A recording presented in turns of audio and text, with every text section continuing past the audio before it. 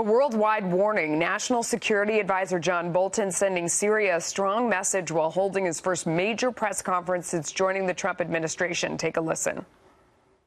The Trump administration will not keep the office open when the Palestinians refuse to take steps to start direct and meaningful negotiations with Israel. The United States supports a direct and robust peace process, and we will not allow the ICC or any other organization to constrain Israel's right to self-defense.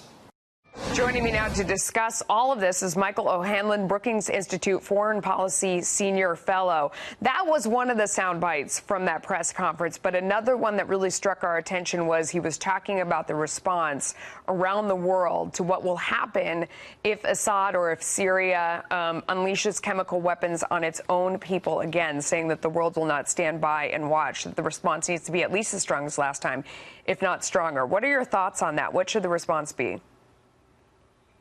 Well, I support what Mr. Bolton said, but it's not that strong of a statement because we know we can do these standoff attacks with relative impunity to our own forces and, frankly, with only modest effect on President Assad's forces.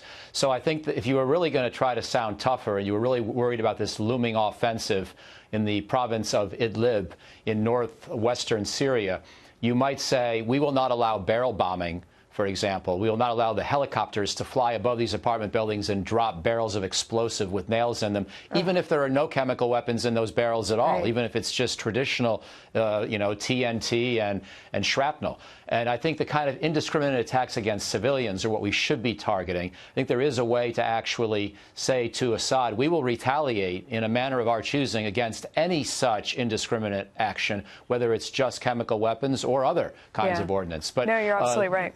What was said today was fine as far as it went, but it didn't really go that far.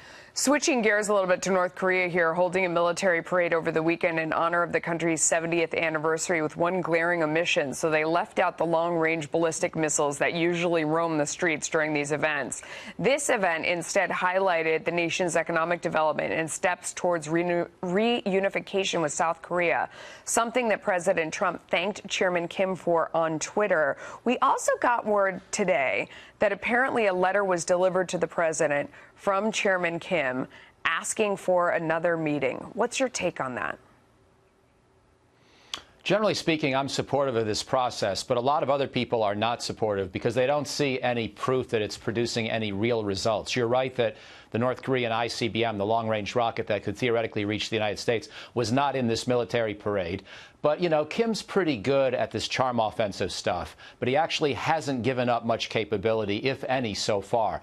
I want to give him credit for not testing more long-range missiles or nuclear weapons and shutting down some test facilities, at least temporarily. But he hasn't stopped making more bombs and more missiles, as best we can tell. He hasn't dismantled any of his conventional military. And I think he's interested in giving a little and getting a lot in the form of sanctions relief. So we need to keep the pressure up, and I support President Trump's decision to cancel the trip that had been scheduled by Secretary Pompeo for the next round of negotiations. We need a little bit of tough love here, even as we try to maintain a positive atmosphere. Yeah, I mean, there was the cancellation, there's the snapback against that, and then there's Kim sending the letter and wanting to have another meeting. I mean, this is sort of the back and forth. It's progress from where we were, but we need to see something solid, is what you're saying.